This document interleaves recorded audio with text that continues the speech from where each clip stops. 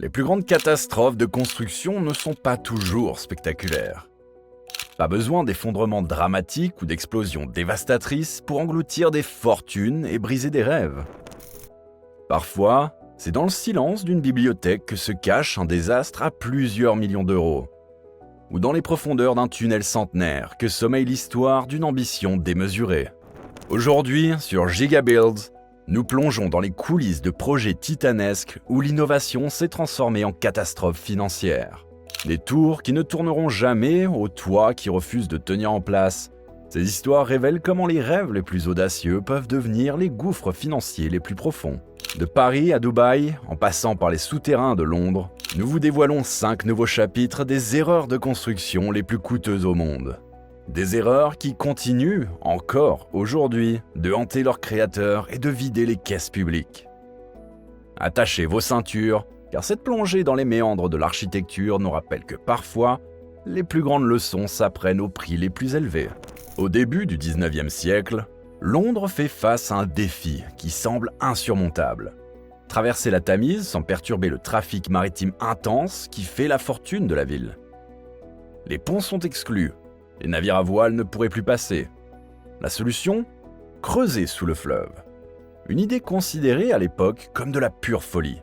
Marc Brunel, un ingénieur français exilé en Angleterre, propose une solution révolutionnaire inspirée par un ver marin, le taret. Cet insignifiant mollusque creuse le bois des navires en renforçant son tunnel avec une sécrétion calcaire.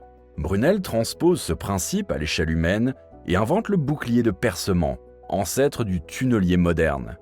Les travaux démarrent en 1825 dans une atmosphère d'optimisme. Mais la Tamise garde ses secrets bien enfouis dans ses profondeurs boueuses. Les mineurs travaillent dans des conditions infernales. L'air est si vicié que les lampes refusent de brûler. Le méthane s'accumule dans les galeries, provoquant des explosions. La boue infiltrée devient un poison mortel, chargé de déchets toxiques accumulés depuis des siècles. En 1828, la catastrophe frappe. Une première inondation massive submerge le chantier. Le jeune Isambard Kingdom Brunel, fils de Marc et futur génie de l'ingénierie victorienne, manque d'y laisser la vie. Il est remonté inconscient après avoir tenté héroïquement de colmater la brèche. Le projet s'arrête, les investisseurs se retirent. 7 ans de pause forcée s'écoulent avant qu'un nouveau financement permette la reprise des travaux. Entre-temps, le coût estimé explose. Des 200 000 livres sterling prévus initialement, la facture grimpe à plus d'1 million de livres. Une somme astronomique pour l'époque, équivalent à environ 140 millions d'euros actuels. Les ouvriers, surnommés les mineurs sous-marins, progressent à un rythme d'escargot. À peine quelques centimètres par jour. Chaque mètre gagné est une bataille contre la boue, l'eau et les gaz toxiques. Les inondations se succèdent. 6 hommes y perdent la vie. Mais mètre après mètre, le tunnel avance. Après 18 années de lutte acharnée, le premier tunnel sous-marin au monde ouvre enfin ses portes en 1843. L'ironie du sort veut que cette prouesse technique, conçue pour le passage des calèches, ne serve finalement qu'aux piétons pendant des décennies. Les rampes d'accès pour les véhicules, trop coûteuses, ne seront jamais construites. Aujourd'hui, le tunnel de Brunel continue de servir, intégré au réseau ferroviaire londonien. Les millions de passagers qui l'empruntent chaque année ignorent qu'il traverse le fleuve dans ce qui fut à la fois le premier tunnel sous-marin au monde et l'un des premiers gouffres financiers des méga-projets modernes. Une cicatrice sous la Tamise, témoin de l'audace des pionniers de l'ingénierie victorienne. La Bibliothèque nationale de France, baptisée TGB pour Très Grande Bibliothèque, devait être le joyau culturel du XXIe siècle. En 1989, l'architecte Dominique Perrault remporte le concours avec un concept audacieux. 4 tours de verre de 79 mètres, disposées aux angles d'un rectangle comme des livres ouverts vers le ciel. Au centre, un jardin en contrebas crée un havre de paix au cœur de Paris. La poésie du projet séduit le jury. Mais la réalité va se révéler beaucoup moins romantique. Dès l'ouverture, en 1996, les problèmes s'accumulent. Les immenses baies vitrées, censées baigner les espaces de lecture de lumière naturelle, transforment les tours en véritables serres. En été, les températures grimpent jusqu'à 40 degrés dans certaines zones. Les précieux manuscrits et les livres rares, particulièrement sensible aux variations de température, se retrouve menacée. L'ironie atteint son paroxysme lorsque les bibliothécaires doivent installer des rideaux opaques permanents pour protéger les collections. Les tours transparentes, symboles d'ouverture et de lumière, deviennent des bunkers climatisés. Le surcoût énergétique est astronomique. La facture annuelle de climatisation dépasse les 2 millions d'euros. Mais ce n'est que le début des problèmes. Les rayons directs du soleil continuent de menacer les ouvrages, même à travers les stores. La solution ?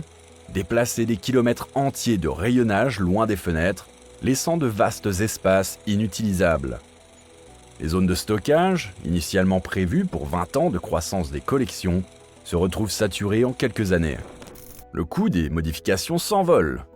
L'installation de stores géants et d'un système de climatisation surdimensionné engloutit 70 millions d'euros supplémentaires. Les travaux perturbent le fonctionnement quotidien de la bibliothèque pendant des mois. Les chercheurs se plaignent des délais d'accès aux documents, certains ouvrages devenant temporairement inaccessibles. L'aspect le plus absurde de cette saga architecturale concerne peut-être les coursives extérieures en bois. Exposées aux intempéries, elles se dégradent rapidement. Leur emplacement coûte 5 millions d'euros tous les 10 ans. Un fardeau financier perpétuel pour l'institution. Le stade olympique de Montréal reste le symbole parfait d'une ambition architecturale qui défie la gravité et le bon sens financier. Surnommé affectueusement le Grand O par les Montréalais, moins tendrement le Grand O, la Grande Dette, par les contribuables, ce monument au jeu de 1976 continue d'engloutir l'argent public un demi-siècle plus tard.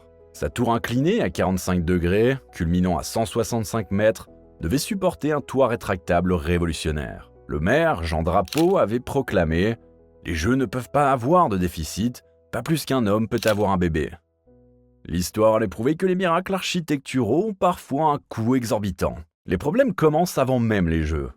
La construction prend un retard considérable, si bien que le stade ouvre sans son fameux toit. La tour inclinée ne sera achevée qu'en 1987, 11 ans après les Olympiades. Le premier toit, enfin installé, se révèle être un désastre. La membrane se déchire régulièrement sous le poids de la neige québécoise. En 98, un nouveau toit fixe est installé pour 37 millions de dollars. L'histoire se répète. En 99, une déchirure spectaculaire force l'évacuation du stade pendant un salon de l'auto. Les incidents s'enchaînent. Une poutre de 55 tonnes s'effondre en 2012, miraculeusement sans faire de victimes. Le coût total, 1,5 milliard de dollars canadiens, soit 13 fois le budget initial. Le stade engloutit encore 17 millions par an en maintenance. Les Montréalais ont fini de rembourser les Jeux de 76 en 2006.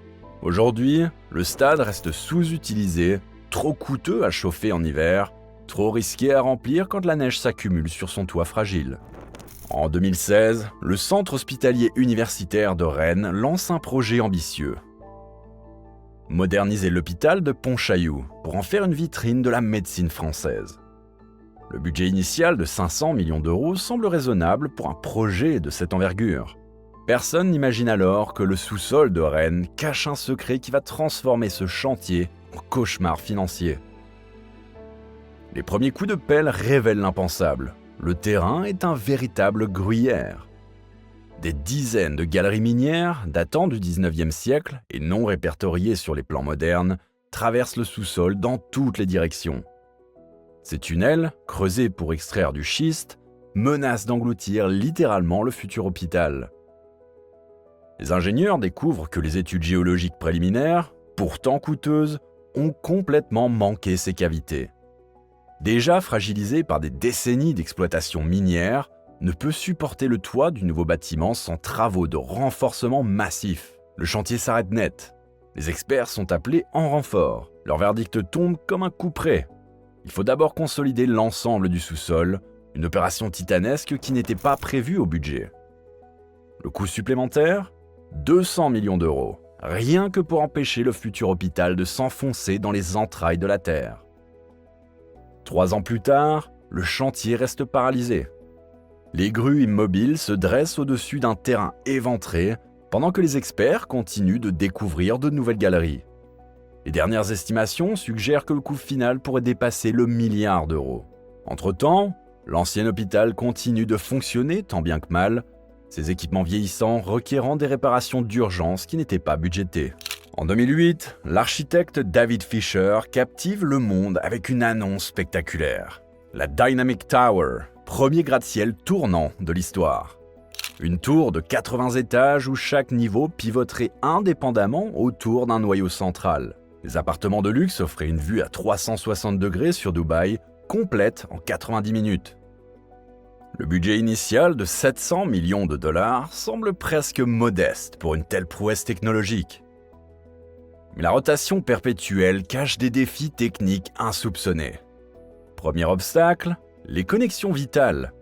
Comment faire circuler l'eau, l'électricité et les eaux usées entre des étages en mouvement constant?